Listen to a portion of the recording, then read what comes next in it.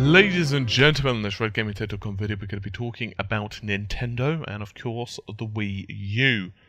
Satoru Iwata, who is, of course, Nintendo's CEO, have admitted that the company themselves are the ones who are to blame for the poor Wii U sales. They think that they failed to communicate the system's appeal due to relaxed marketing efforts, and he even was quoted in saying, "The consumers today still cannot understand what's so good and unique about the Wii U. Because we're always trying to be unique, it takes some energies on our side to make people understand the real attractions about whatever we are doing. We've been unsuccessful in coming up with a single software with which people can understand, okay, this is really different. As long as people have hands-on experience, they can appreciate the value of the Wii U. But because there's not software that's simple and obvious for people as Wii Sports for the Wii, potential customers do not feel like trying the Wii U. Our challenge today, with the software lineup we're introducing now, to encourage people to experience Wii U in the first place." It's worth noting, and this is out of quote, of course, that Nintendo missed its annual net profit target by 50% in the last fiscal year. So that's substantial, and that's going to hurt anyone. In a different interview, he was also talking further, and he said that we need to do is regain the momentum of the Wii U in the marketplace and establish successful examples of third-party Wii U software. Our focus is, first of all, to regain momentum of the Wii U towards the end of the year, and then we'll try to establish successful third-party Wii U software titles. I believe that in the importance of third-party support for Nintendo platforms, I'm very willing to change the current situation. Meanwhile, the Nintendo of America, president, was also talking in various interviews, and he pretty much echoes what Iwata himself, which of course is the overall boss, was speaking about. He said, "I've had conversations with a number of publishers, and as they see what we're doing and the commitment we have Mario, Donkey Kong, and Zelda, as we have behind-the-scenes conversations about further mid-development, what's coming down, the decisions around the next lineup of development, and where we're going to put their development dollars is starting to shift." Looking at this through the prism of business decisions, if I'm a third-party publisher, what I want is a large, diverse installed base to invest my development and be able to monetize against a large installed base. That's why, from a Nintendo first-party perspective, we have to drive the installed base. We need a diverse group of consumers, not just core, not just casual, but a broad, diverse group of consumers within the installed base, so that whether you're Ubisoft with Assassin's Creed or with Just Dance, you're feeling confident that your game is going to find a home. You'll be able to monetize your development. If we had infinite amount of resources, development resources, we might be able to satisfy any and all needs of gamers and non-gamers. Players are all over the world, but our resources are always limited. This is what Iwata was saying. The fact of the matter is that there are some areas of the game creation that Nintendo are very good at, but there are also other things that Nintendo are not very good at. There are huge numbers of fans in Nintendo software, but at the same time, those type of players still want to play something else on our platform. Because of that, we always need third parties to support us in order to make our platform compete. End quote. So this is the problem that I've been talking about for a long time when it comes to a system with a struggling install base. In other words, you're trying to get your system into the homes of people so that, well, developers will develop and publishers will publish, and then of course more people will buy. The problem is you have to have A before you can have B, but then you have to have B before you can have A. So this is kind of like the chicken and egg situation. The problem Nintendo are having is that they had a really rough launch of the Wii U in terms of what was available. In other words, there just weren't enough games to shift development, or shall I say shift sales to their favour for a long enough period of time to build up enough momentum.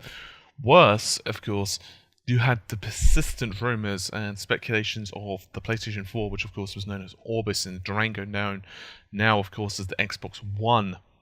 And we knew that those systems were going to be significantly more powerful than the Wii U.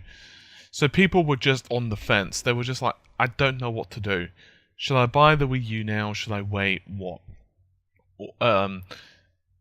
So that even if you're a PC gamer primarily, you may want to buy a console just to say you own a console or for certain occasions, but do you buy a Wii U? And some people, they just want one console. Some people don't want to buy all the consoles. Other people do want to buy a couple of consoles, maybe even all the consoles, but the reality of the matter is you need the games there to be able to buy it, unless like you're an early adopter, in which case then you run the risk, of course, of not having a good investment. Now, obviously, if you invest in something like PlayStation 4, there's a good chance that you'll do okay, because we know that Sony have quite a few developers already committed towards them. But right now, the lineup of Nintendo games is becoming a little bit weak. And one of the issues that we're even having, on addition to all of that, is a lot of the titles that were either rumoured to be exclusive to the Wii U or were in development for the Wii U along with other platforms are either becoming multi-platform or becoming scrapped. This is a big deal, because in the future, when the PlayStation 3 and Xbox 360 become older, to the point where developers are like, probably not worth us really worrying about developing for that. Obviously, we're in this transitionary period. In other words, the Xbox and the 360 and Xbox One, for example, are going to be coexisting for a while. The PS3 and PS4 are going to be coexisting for a while in developer and publisher eyes. But say in 2 or 3 years' time, that's probably not going to be the case. Most big titles are going to be released on, say, the PS4 and not the PS3. Why? Because the PS4 has a big enough install base, and the PS4, of course, is going to be so far technically advanced compared to the PS3 that developing games on the PS3 in mind, as well as the PS4, you're going to limit the appeal to those games, because you're going to have to limit what you can do with those games, because, say, the physics and whatever else are going to be suffering. As you know, the Wii U is not that much more powerful than, say, the PS3 and Xbox 360, and although it does have more memory, and to Nintendo's credit, they're actually trying to release an update to increase the amount of memory even further, because it has 1 GB reserved for operating system functionality out of the 2 gigs it has. So now they're saying that they want to try and bolster that. They want to give it more memory, whatever that's going to be, whether it's going to be like 1.2 gigabytes total, so 800 reserved, for example, or 1.5 and 512 megabytes reserved. It's unknown, but that's apparently what they're working on. The problem that Nintendo are having right now, I can summarize in just a few sentences. If you haven't liked Mario and other titles before, you're probably not going to want to buy a Wii U for them. And honestly, I've said this before, and I'll say it again, some people just do not give a rat's ass about Zelda. Nintendo can constantly try to milk their franchises, but the reality of the matter is they need something more. It is a black and white, simple point that, sure, if you've already bought a Wii U, you'll probably want to buy the HD Zelda. Sure, if you've already bought a Wii U, you'll probably want Mario. On the other hand, let's say you do not own a Wii U right now. You're going to need some reasonable incentive to buy that Wii U. So they're probably going to have to either drop the price as much as absolutely humanly possible and just try the absolute best to get as many games available as possible, or they're going to have to basically try and really convince the publishers. Because several publishers have already commented that they've either got no Wii U games in development, or they just don't believe that the Wii U is the platform for them right now. It's either too technically limited, or worse, it is basically just the equivalent of throwing money into a black hole, because in other words, there's not enough people to buy your product. Even EA have said this. They've said that they spent loads of time developing a couple of titles for the Wii U, and they just didn't sell well. They even said that they did their best, they optimized the titles, they were good titles, they reviewed well, there were no bugs and so forth, and they just sold like crap compared to the other titles. And we're not even talking about selling like crap, we're just talking selling badly and they haven't seen the Wii U sales numbers. We're not just talking about the hardware, we're talking about the actual software as well, as high as what it should be for a system that is this far along in its life. So, this is not anything particularly new. Nintendo are basically saying the same thing, that they know what the problem is with the Wii U, that, us as gamers don't know why, it's a major benefit to own one and so forth. But this is basically what Microsoft have been saying about the DRM, that, we didn't understand the benefits of it. The problem is, you're just doing a crappy job of telling us what the benefits are for A. And for B, right now there are no benefits to owning the Wii U. And I know that sounds harsh. There are some good games available for it. There is no doubt. But it's going to be very tricky at this Christmas that's coming up to tell a gamer, especially if they've only got the cash, for example, to buy one console. It's going to be very tricky to tell that gamer, you know what, you don't need to buy the PlayStation 4 or Xbox One, you should instead buy the Wii U, and these are the reasons. Because you have to do that. They're in that position. And their library of games right now is not good. They're losing exclusives left, right, and centre, and they're talking about these little secret meetings they're having with developers and publishers. And we know, to Nintendo's credit, that they are trying to get indie support. The problem is, as we both know, or as we all know, indie games, unless they're really big, like Minecraft level big, they're not going to be enough to sway you to a console.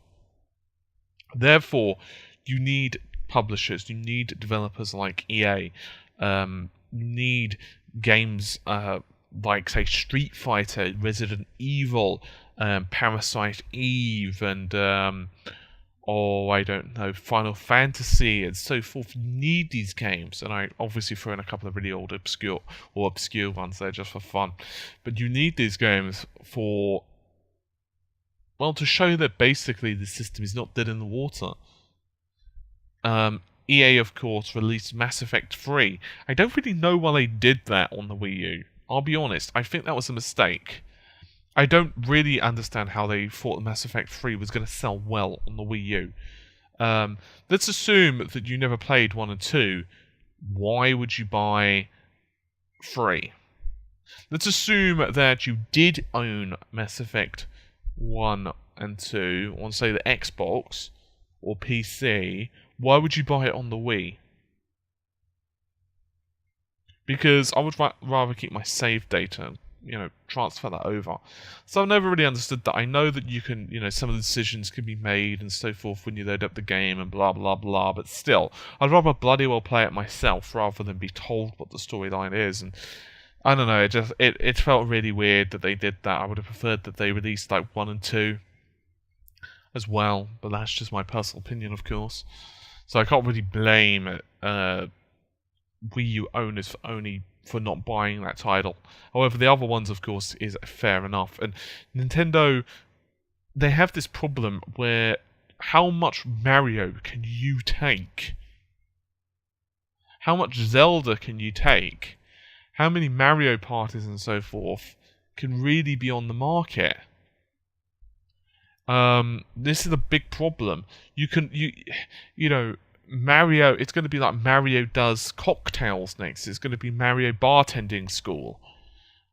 It's going to be like Mario on Ice. It's going to be like Mario the Secret Assassin, Mario the Ninja, Mario the Carpenter, Mario the Plumber. It's like, how much can you do with that one character? You've got to start resurrecting some of your older properties, and you've also got to start pulling in new ones, because if you're not interested in Mario, you're not going to buy a title. Smash Brothers Melee, for example, among the fighting game community, is gaining some interest. Fantastic. That's good. That's really good, because obviously the fighting game community is pretty big, and if it can become fun enough and it become competitive enough, people will buy the system. Most likely for, that game. Great, awesome. But I don't understand from Nintendo's POV where they didn't have some form of Mario or something similar available for launch. I just don't. It confuses me. I would love to know the reason behind it. Okay, I know that the titles take time. I know it's not a simple case of snap your fingers and you've got a game, right? It doesn't work. On the other hand, surely, for the love of all that is holy, you must have known that a big title like this, would have helped sell the system. A big Mario or something like it. I don't know. It just baffles the mind. And obviously, Ubisoft originally they put out Zombie U, and it was really good. But are you going to get another Zombie U?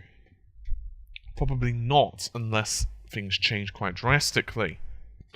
So, yeah, very odd situation from Nintendo.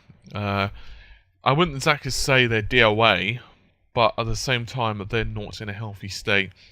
They need to pick up their sales, because if they don't, if they don't sort something out soonish, it's going to get to the point where developers just can't be bothered, even if their sales do pick up. Why? Because, well, the new consoles are out, and it doesn't make sense to develop a Wii U game while at the same time worrying about PS4 games, unless they know it's going to make really good money. Because let's face it, if you develop for the PS4 in mind, or the Xbox One, it could also be easily translated to the PC, and of course it could be translated to, say, the PS4 if you develop for the Xbox, because they're all x86/64-bit. So obviously there are a few pieces here and there that are of course unique to each system, but generally speaking, at least you've got a good base in terms of the actual power of the system. You can't do that with the Wii U. So I don't really know what they're going to be doing. It's a bit of an interesting conundrum, and Sega, of course, sunk because of this pretty much same issue for the Dreamcast and the Saturn. So we'll have to see. I really hope that Nintendo do pull it out. Now, fortunately, they do have a good cash reserve. It's possible that they may just have to weather the storm the best they can, try and basically soldier it, and then get out another system. So the Wii U 2, or maybe just get away from the Wii U name entirely and make it the SNES 2 or something like that. Of course, it'll take a long time for them to develop that console. It's going to take 2 or 3 years. So meanwhile, they're going to have to try and do the best they can with the system they've got out.